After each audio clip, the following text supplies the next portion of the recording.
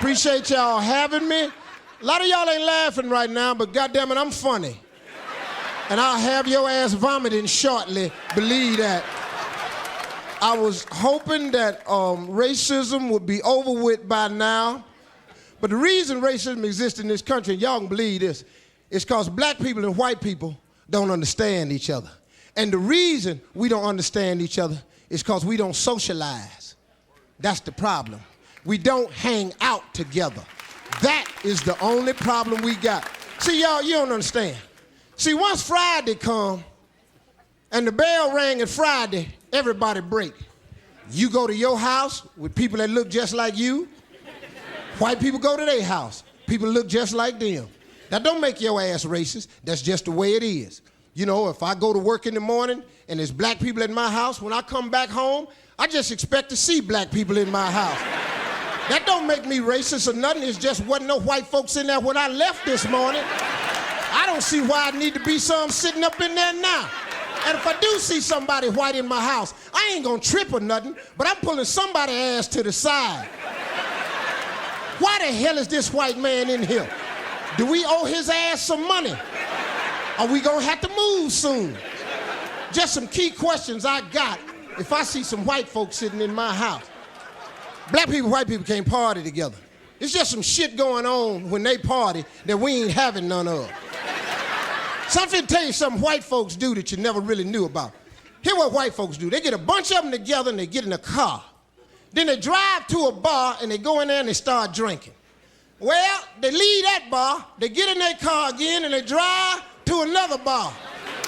Now they get drunk in that bar, but they don't stop there. They get their drunk ass back in the car and they drive to another bar. Now they drunk as hell.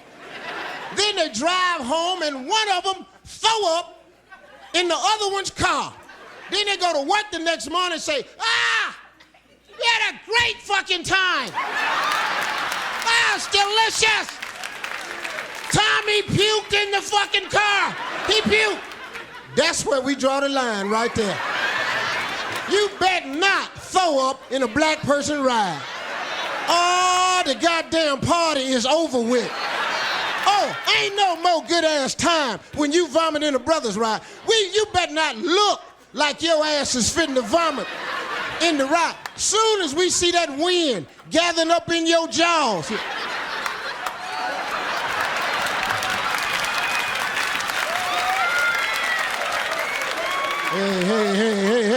Hey, what you doing? What you doing? What you doing? What the fuck you doing? You better not throw, don't you throw me in the car. Get the fuck out. Get your ass out the car.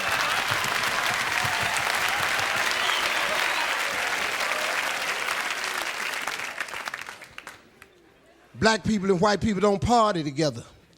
Then you got Sunday morning, time of worship. I really think that blacks and whites could come together a little bit better if we spent time worshiping together. I think this country would be better, but tell you the truth though, deep in my heart, I really know that ain't a good idea, cause white folks and black folks do different things at their church. I think it's hard for us to party together. We got some things going on at our church white folks just ain't gonna be able to get with, so ain't no need us trying to mix the two. See, white folks normally got great big old churches. Got thousands and thousands of square footage in their church. You walk up to the door and they got crosses up on the top of the church, stretched all the way up in the clouds. Then you walk in, they got wall-to-wall carpet. They even got carpet on the pews. They got gold nameplates at the end of each one of these pews because somebody done gave so much damn money, they done named a chair after their ass. Then white folks sang out of hymn books. Hymn number 14, hymn number 79. Black people don't need no hymn books. Hell, we wrote all them songs.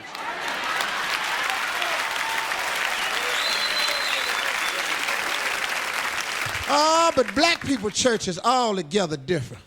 Oh, Lord. Most of the time, y'all, we just ain't got no great big old church. Sometimes we just got a door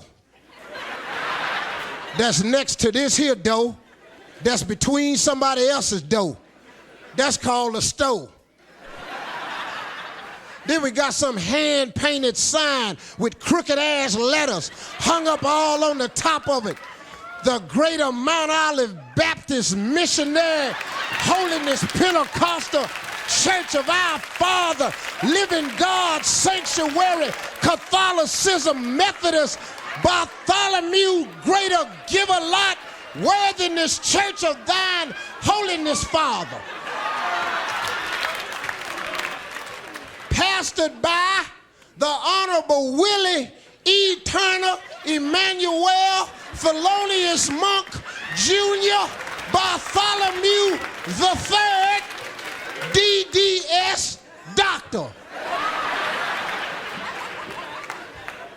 Yeah, and then you walk in that ragged-ass church. We ain't got no cross stuck all up to the ceiling. No, we got one neon cross. And we hang it up real high somewhere so don't nobody crazy ass knock it over. And soon as that organ start, it ain't nothing but a track meet. People just get to run it all in the shit, knocking shit over. Somebody ought to bring a starter pistol in there. Take to your mark, get set, go. And just watch their ass start to running and knocking shit over. And every black church got a building fund. We done had a building fund in my church ever since I was 4 years old. Ought to be about $9 million in the damn building fund by now. We ain't put a new doorknob on the damn church. What the hell is the pastor doing with the damn building fund? How many of these greasy-ass chicken sandwiches I got to buy after service to help support the building fund? How many of them stale-ass brownies I got to buy from Sister Odell's non-bacon ass before we finally build something on that raggedy-ass church? How about some new choir robes so the choir can quit showing up in them dingy-ass white blouses? Yeah, but I see the pastor got a new ride, though, don't you, Pastor?